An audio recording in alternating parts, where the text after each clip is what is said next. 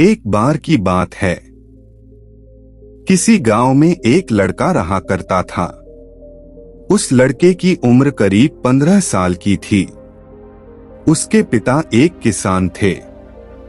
वही उसकी मां अपने घर के काम के अलावा दूसरों के घर का काम किया करती थी।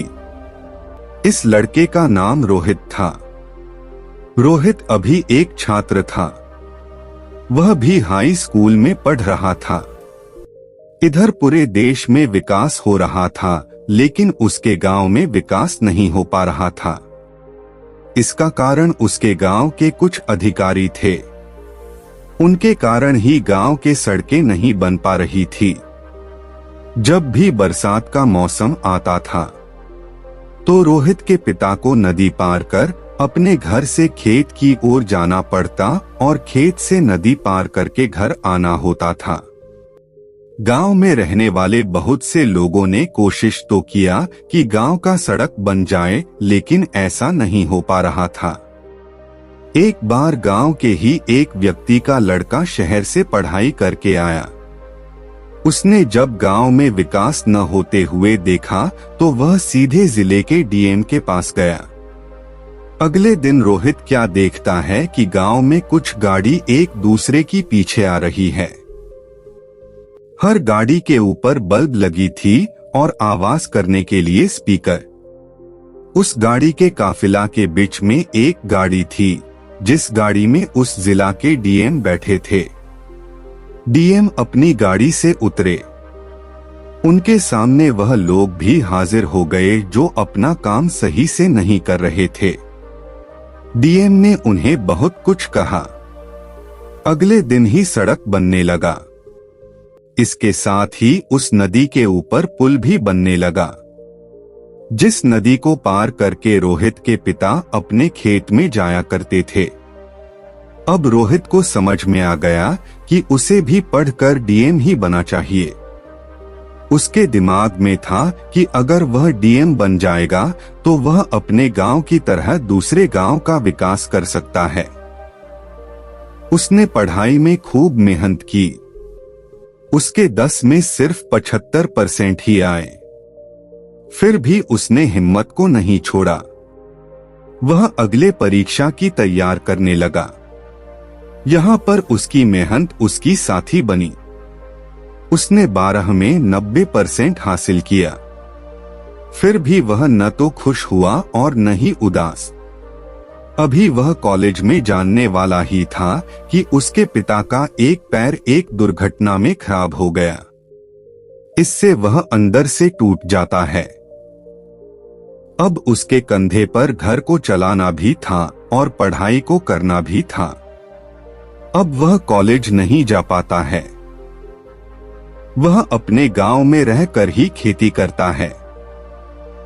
करीब 2 साल इसी तरह से बीत जाते हैं। अब वह लड़का अपने गांव का काफी अमीर व्यक्ति बन चुका होता है।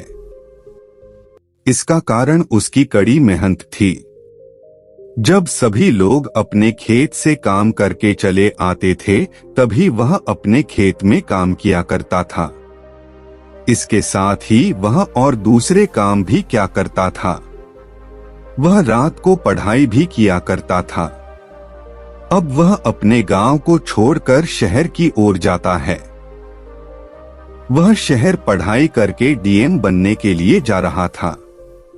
उसके पास इतना पैसा था कि उसके माता पिता और वह खुद करीब 5 साल तक बिना कोई काम करे खा सकते थे। पर वह कहते हैं न कि सफलता मिलाना इतना आसान नहीं होता है। रोहित खूब मेहनत से पढ़ाई करता है, पर वह पहली बार सफल नहीं हो पाता है। अब उसे 5 साल के स्थान पर 7 साल लगने वाले थे। वह कुछ दिन इसको सोचकर काफी परेशान रहता है, लेकिन अपनी पढ़ाई को बंद नहीं करता है। अब वह अपनी पढ़ाई में दुगनी मेहनत करने लगता था। इधर उसकी घर का सारा पैसा खत्म हो जाता है।